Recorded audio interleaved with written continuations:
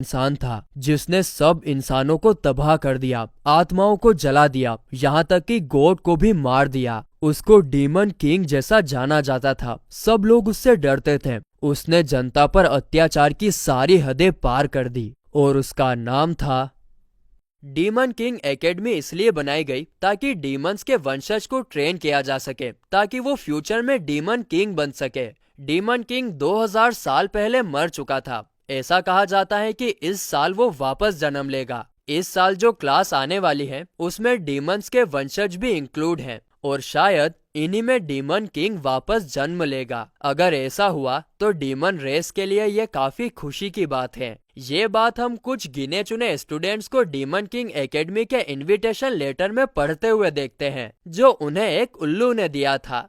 जिसके बाद scene shift होता है और हमें डीमन किंग एकेडमी दिखाई जाती है, जहाँ पर मीशा नाम की लड़की एंट्रेंस टेस्ट देने के लिए जा रही थी। लेकिन तभी कुछ स्टूडेंट से टकराने के कारण उसका हॉल टिकट नीचे गिर जाता है, जिसे एनोस नाम का लड़का उठाकर उसे देता है, जिस पर मीशा उससे थैंक्स बोलती है। तभी एक लड़का, जिसे हम सीरीज में बुली कहकर पुकारेंगे, वो उन दोनों का मजाक उड़ाने लगता है। अले ले ले ले ले ले, देखो तो बच्चों को एग्जाम्स दिलवाने के लिए पेरेंट्स भी साथ में आए हैं। लेकिन मीशा और एनोस उसकी बचकानी बातों पर कोई ध्यान नहीं देते और आगे निकल जाते हैं, जिसके कारण बुली एनोस को आवाज लगाता है, हे, मैंने तुमसे कुछ कहा, तुमने सुना नहीं? जिस पर एनोस कहता है, अरे तुम हमसे बात कर रहे थे, असल में तुम्हारी मैजिकल पावर इतनी ज्यादा कम है कि मैं तुम्हें देख ही नहीं पाया। जिसे सुनकर बुली को काफी ज्यादा गुस्सा आता है और वो अपनी डार्क मैजिकल फ्लेम्स का यूज करके इन दोनों को स्केलेटन में बदलने की धमकी देता है। लेकिन तभी एनोस फूंक मारकर डार्क फ्लेम को बुझा देता है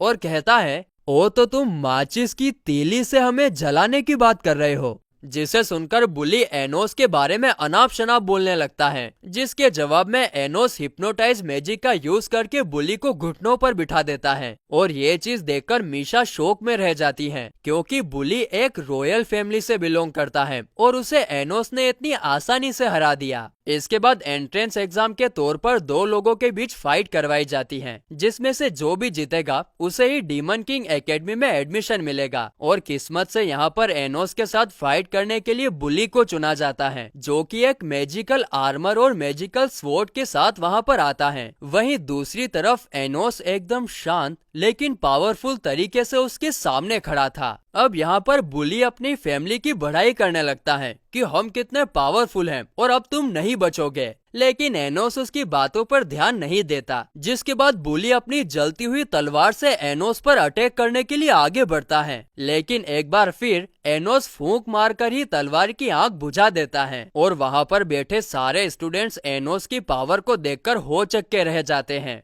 आगे एनोस बुली से कहता है, चलो मैं तुम्हें जीतने का एक मौका देता हूँ। मैं इस जगह से हिलूंगा भी नहीं, मैजिक का यूज भी नहीं करूंगा, यहाँ तक कि अपनी सांस और शब्दों में भी ताकत नहीं भरूंगा, फिर भी तुम्हें हरा दूंगा। जिस पर बुली कहता है, हाँ, तुम मेरे आर्मर पर मैजिक का यूज कर ही नहीं सकते, इसलिए बहाना बना। बूम! वो आगे कुछ कह पाता उससे पहले ही कोई अनजान फोर्स उसे एक घुसंड दे मारती है, जिसके कारण उसके पूरे शरीर में से खून निकलने लग जाता है और वो पूरे तरीके से लहूलुहान हो जाता है। ये तुमने क्या किया? जिसके जवाब में एनोस बोलता है, तुम्हें मेरी हार्ट बीट फील हो रही है? दरअसल यहाँ पर एनोस ने खाली अपनी हार्ट बीट से उसको धराशायी कर दिया था। जिसके बाद बुली उस घायल हालत में बोलता है, मुझे पता है अब तुम मैजिक से जबरदस्ती मुझसे हार मनवाओगे। तो एनोस बोलता है, अच्छा चलो अब तुम अपनी इच्छा से हार मानोगे। जिस पर बुली कहता है कि मैं मर भी जाऊं तो भी हार नहीं मानूंगा। तभी एनोस चुटकी बजाकर उसे सच में मार देता है और 3 सेकंड के अंदर बोलता है, इग्नल, जिससे बुली वापस जिंदा हो जाता है। दरअसल दोस्तों, ये एक प्रकार का मैजिक है जिसे किसी के भी मरने के 3 सेकंड के अंदर यूज किया जाता है, जिससे वो इंसान वापस जिंदा हो सकता है। और ये 3 सेकंड के अंदर इसलिए यूज किया जाता है क्योंकि मरने के 3 सेकंड तक आत्मा वहीं रहती है। तो वापस जिंदा करने के बाद एनोस बुली से पूछता है, क्या तुम हार मानते हो या तुम्हें फिर से मारूं? सोच लो, हमें एक ही लाइफ मिलती है। जिस पर बुली कहता है, मैं हार नहीं मानूंगा। तो एनोस उसे 7-8 बार मारकर वापस जिंदा करता है। साथ ही में वो कहता है कि जो भी इस जादू से वापस जिंदा होता है उसका नजरिया चेंज हो जाता है। तुम्हारा क्या ख्याल है मिस्टर बुली?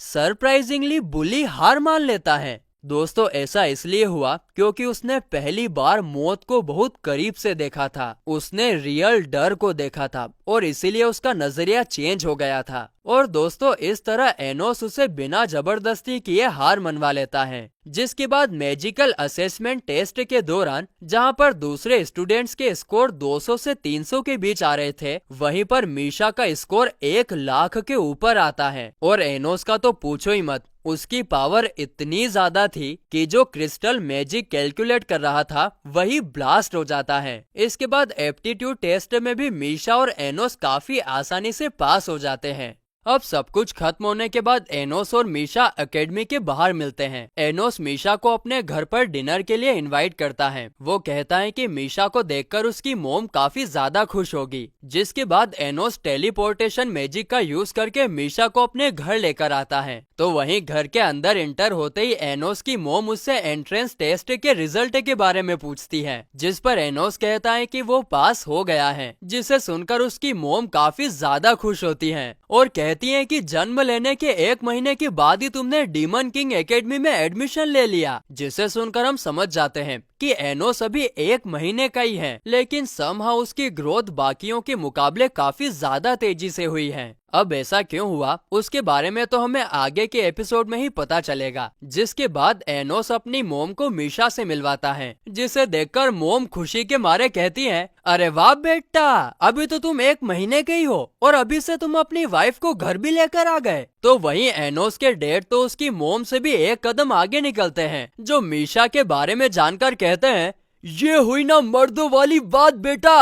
अरे तेरी तो कैसे माँ बाप है रहे, पर जो भी है एकदम मस्त है। हाँ, इसके बाद सब लोग डिनर के लिए बैठते हैं और इस दौरान एनोस की मोम एकदम से सीरियस होकर टिपिकल इंडियन पेरेंट्स की तरह मीशा से पूछती है कि तुम्हें मेरे बेटे में क्या पसंद आया। जिस पर मीशा कहती है, आपके बेटे ने मेरे साथ काफी अच्छा बर्ताव किया। जिसे सुनकर उसकी मोम काफी ज्यादा खुश होती है कि मेरा लाडला बेटा तो है ही इतना अच्छा। उसके बाद वो उन दोनों से पूछती है कि तुम दोनों में से किसने सबसे पहले बात चालू की। जिस पर एनोस कहता है कि वो मैं था जिसने मीशा को सबसे पहले एकेडमी के बाहर अप्रोच किया था।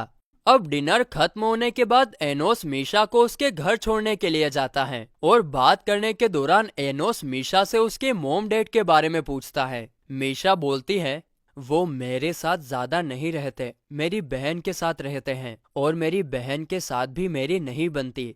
तुम्हारा चेहरा देख के लग रहा है कि तुम्हें मेरे लिए बुरा लग रहा है। एनोस बोलता है, हाँ थोड़ा सा। तो मीशा बोलती है, तुम्हारा दिल बहुत अच्छा है। जिसके जवाब में एनोस बोलता है, किसका? मेरा?